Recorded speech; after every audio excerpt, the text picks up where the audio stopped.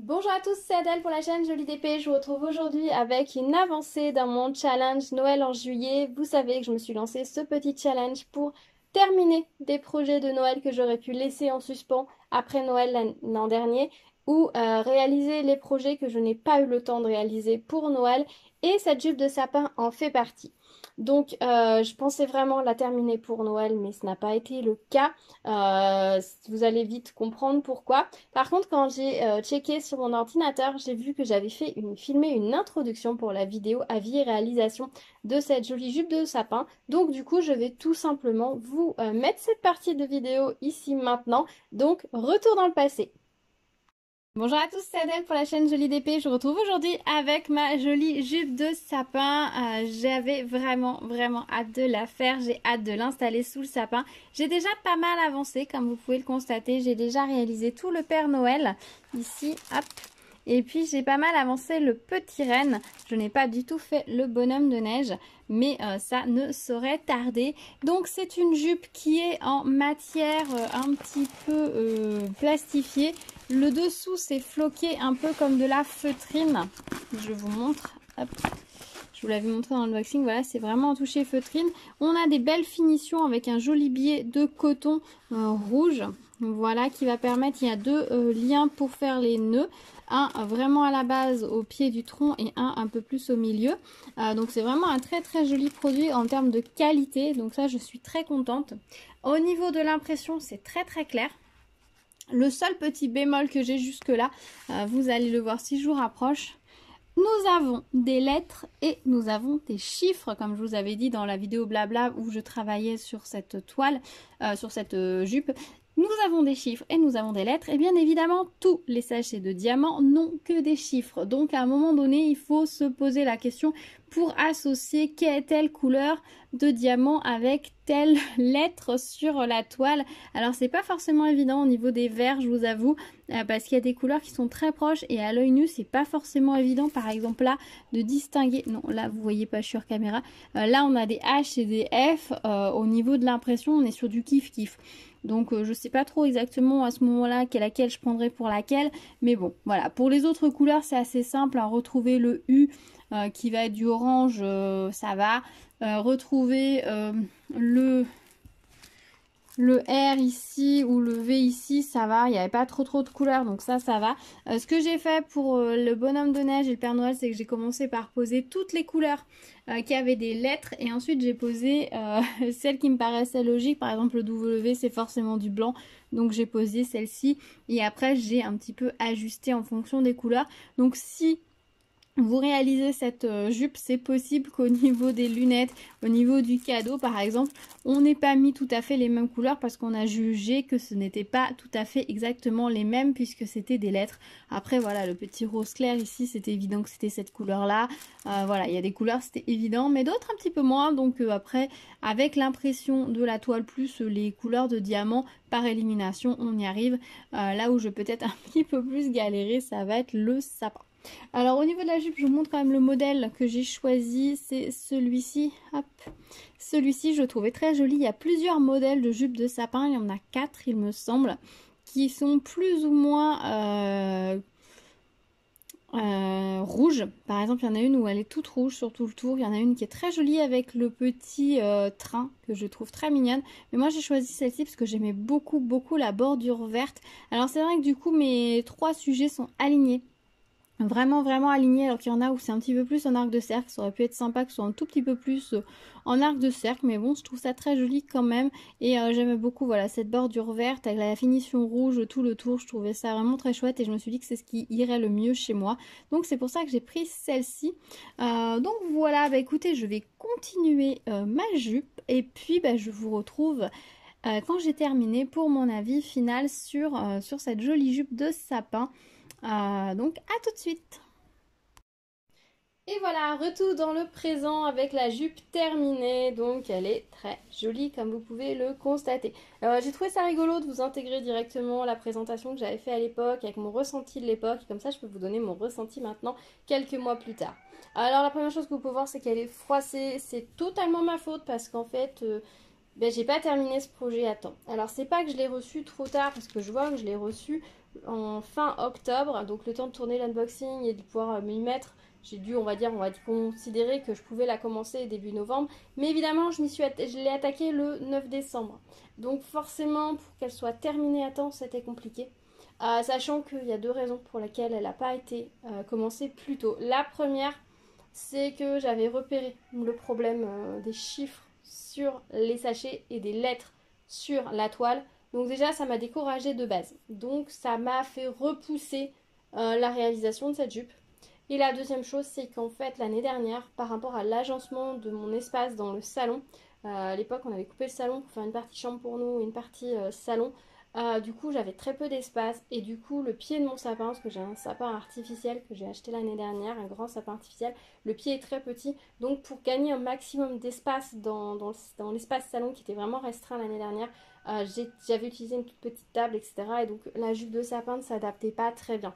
Au début, je m'étais dit, je vais la réaliser, c'est pas grave, je ferai comme ça des belles photos, je pourrais vous montrer ce que ça donne, même si je m'en sers pas réellement parce que ce ne sera pas joli si je laisse mon sapin, etc. comme ça. Donc c'est vrai que le cumul des deux, la façon dont j'ai pu installer mon sapin l'année dernière et le fait qu'il y ait ces problèmes avec les diamants fait que c'est pas un projet que j'ai commencé plus tôt et j'aurais dû. Clairement, si vous avez envie de réaliser une jupe de sapin, prenez-vous-y bien à l'avance. N'hésitez pas à la commander en septembre ou octobre, de l'attaquer dès novembre, parce que c'est vraiment typiquement le genre de choses dont on a besoin dès qu'on monte le sapin. Et je sais pas chez vous comment vous montez le sapin, mais généralement les sapins sont montés entre le 1er décembre, souvent vers le 6 décembre, à la Saint-Nicolas. Il y a beaucoup de gens qui montent leur sapin à ce moment-là. Donc on va dire dans la première semaine, les 7-10 premiers jours de décembre. Donc autant si votre couronne pour mettre sur votre porte n'est pas terminée, si les petites suspensions que vous voulez mettre dans la maison tout sont pas terminées, c'est pas grave. Mais autant l'habillage du sapin, que ce soit les suspensions à mettre dedans, la jupe de sapin que vous voulez mettre au pied, si vous n'avez pas acheté vos guirlandes électriques, vos guirlandes et compagnie, c'est très compliqué en fait, voilà. Donc vraiment, si vous voulez faire une jupe de sapin, je vous conseille de vous y mettre bien à l'avance, surtout si comme moi vous allez rencontrer le même problème. Alors moi je l'avais fait remonter à l'époque au vendeur, le fait qu'on ait des symboles avec des chiffres et des lettres sur la toile et que des numéros sur les diamants. Donc je ne sais pas si depuis ça a été rectifié, s'ils ont mis une petite notice de correspondance. Alors je pourrais pas vous donner ma notice de correspondance parce que au début j'avais bien marqué effectivement sur un papier, ensuite j'avais marqué directement sur les boîtes et je vous avoue que là quand j'ai ressorti le projet, j'ai fini le projet, ensuite j'ai vidé toutes les boîtes, j'ai tout gommé. Et après, je me suis dit, mince, j'ai pas pensé à noter la correspondance. Donc, je pourrais pas vous donner ma correspondance.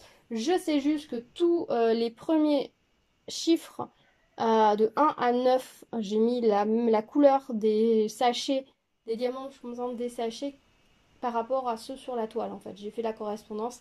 Après, peut-être que j'aurais dû prendre les lettres dans l'ordre, mais j'ai pas fait attention à ça. Je me rappelle plus comment j'ai fait. Je vous avoue que j'ai réfléchi à ça, à la correspondance, à quel symbole j'allais mettre, à quel endroit. Il y a 7 mois de ça, donc autant vous dire que j'ai oublié depuis. Et après, quand j'ai ressorti le projet, j'ai juste utilisé ce que j'avais marqué sur mes boîtes et j'ai pas cherché plus loin, quoi. Donc je pourrais pas vous donner les correspondances.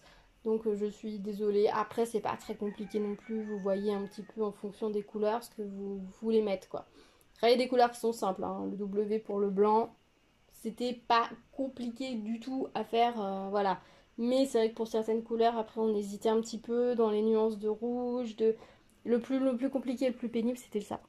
Et donc, ouais, je vous disais que la toile était froissée, c'est ma faute, parce qu'en fait, quand je l'ai commencé, j'ai fait le bonhomme de neige et j'ai fait le renne. Et ensuite, bah, je l'ai mis de côté totalement parce que j'arrivais sur le... Déjà, j'avais un peu galéré pour les couleurs et tout. Et ensuite, j'arrivais sur le sapin et ça m'a totalement découragée de travailler sur ce sapin avec la non-correspondance, sachant que moi, j'avais à côté plein d'autres choses que je voulais faire, que je voulais vous montrer, etc.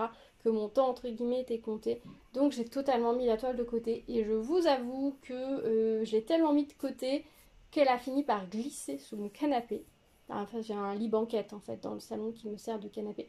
Et je sais pas à un moment donné, alors pas au moment de Noël parce qu'elle devait être plus ou moins rangée avec les diamond painting, mais après quand j'ai tout réorganisé mon salon, parce qu'à l'époque c'était pas le lit banquette. Si, c'était déjà le lit banquette.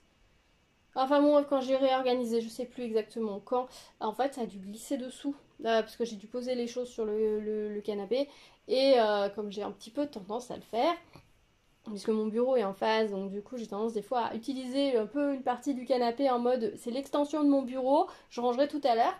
Et des fois les enfants ont tendance à venir dessus quand même, et je pense qu'ils n'ont pas fait attention, et avec les coussins et tout, ça a glissé dessous. Et je m'en suis rendu compte, il y a 2 mois de ça, que je me suis dit mais elle est où ma jupe de sapin? Et en fait en retirant les caisses qui sont sous mon lit banquette, c'est là que j'ai vu qu'elle était dessous et je me suis dit mince. Donc j'ai manipulé un peu les caisses dessous, donc ça a dû faire, voilà, ça a dû créer ces plis ici. En plus que ça c'est le pli d'origine quand j'ai reçu la jupe, et ça voilà c'est... Alors je pense que j'aurais pu la repasser sur l'envers avec une pâte mouille parce qu'on est sur un dos qui est thermocollé, une sorte de feutrine. Donc je pense qu'avec une petite pâte mouille à la réception, j'aurais pu la repasser pour effacer ce pli-là. Après moi je me suis dit que c'est pas très grave, de toute façon ça va aller sous le sapin, donc normalement c'est quand même censé faire plus ou moins des plis pour que ce soit joli. Je m'en suis pas préoccupée, mais du coup ça a créé ces plis. Et là au niveau du petit renne, ça a mis de la poussière. Voilà, il y a un peu de saleté qui s'est posée dessus. Là il faudrait que je passe un petit coup d'éponge. Et voilà, ça a mis un peu de saleté dans des petits résidus de colle. Au niveau du renne, le Père Noël a été assez épargné, mais c'est vrai que le renne il a pris un petit peu ici. Donc ça c'est pas grave, je m'en inquiète pas trop. Je frotterai, je nettoierai, j'enlèverai. Mais bon, voilà, c'est ma faute. Ça, clairement, c'est pas d'origine, etc. C'est vraiment ma faute parce que je l'ai très mal stocké et que j'ai pas fait attention. Voilà, 100% ma faute. Par contre, ce que je peux constater, c'est que malgré le fait qu'elle était mal stockée, que elle était... je crois que le renne ne devait plus avoir le plastique. Le Père Noël, je me demande s'il n'y avait pas une partie de la barbe qui avait pas de diamant peut-être. Et du coup, il devait être encore protégé par le plastique de à côté. Je crois que j'avais pas enlevé le plastique du Père Noël, mais il était bien enlevé sur le renne. Moi, je sais plus. Et je constate que les diamants ont tenu. Parce que le Père Noël, il est quand même bien plié. Alors, j'avais 1 ou 2 diamants qui se sont... vous savez, qui s'est un petit peu décalé, un peu chevauché le suivant, mais je les ai remis à plat. Mais les diamants ont bien tenu. Et ça, c'est par contre, c'est un bon gage de qualité. C'est-à-dire que la colle est top. Parce que c'est vrai que sur ce genre de projet, si dès que vous bougez un tout petit peu le truc, tous les diamants sautent, ça sert à rien, quoi. Surtout que c'est un objet qui a un coût. Parce qu'ils sont quand même, elles sont pas données, ces jupes de sapin. Donc si c'est pour dès que vous les manipulez tout saute, ça va pas le faire. Donc là, je suis contente, ça a bien tenu. Voilà, donc si je l'avais verni, enfin je l'avais terminé et verni dans la foulée, franchement ça aurait été top. Je vous conseille d'utiliser un vernis-colle et non pas un vernis acrylique. Parce que les vernis acryliques ont un côté un peu plus cassant. Et je pense que ça peut rigidifier et donc créer après des décollements de diamants ou des cassures qui peuvent ne pas être jolies. Alors que le vernis-colle va avoir un côté un tout petit peu plus souple si vous n'en mettez pas trop, qui va vous permettre de sceller vos diamants, mais de ne pas les rendre trop cassants non plus. Enfin, je sais pas si vous voyez ce que je veux dire. Donc je pense que moi je vais utiliser un vernis-colle, je vais utiliser un vernis-colle pailleté. Vous voyez la jupe est déjà sur une toile qui est pailletée, donc ça c'est sympa comme tout. Je pense qu'avec la lumière du sapin ça va briller encore plus, mais moi je vais rajouter, du coup je vais utiliser le vernis-colle de chez Cultura avec les petites paillettes vertes pour rajouter un petit peu encore de brillant, une petite touche supplémentaire pour que ce soit encore plus sympa. Voilà. Donc ouais, je suis contente de la tenue. C'est bien en fait au final le fait que je l'ai oublié comme ça et que je l'ai mal stocké. Vous pouvez voir ce que ça donne. Alors après moi pour le pli, la rangée, je pense que je vais replier l'autre partie dessous comme ça et que je pense que je la roulerai sur quelque chose d'assez gros en fait pour que ça ne s'abîme pas en fait. Je vais pas la replier parce que je pense que ce serait compliqué.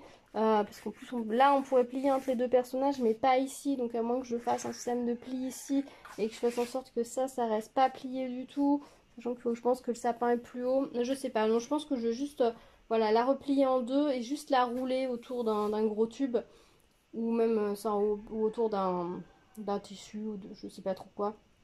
Je pense que je vais faire comme ça et ça ira très bien. Voilà. Ou alors je la plierai, ouais, je vous dis, en quart. Touk touk. Et je la mettrai sur le dessus de la caisse. C'est possible aussi parce que vu là où je stocke mes décorations de Noël, c'est possible que ça tienne sur la caisse. Voilà. Après, je voudrais éviter de créer trop de plis supplémentaires. Il y en a déjà pas mal. Donc bon, on verra. On verra, voilà.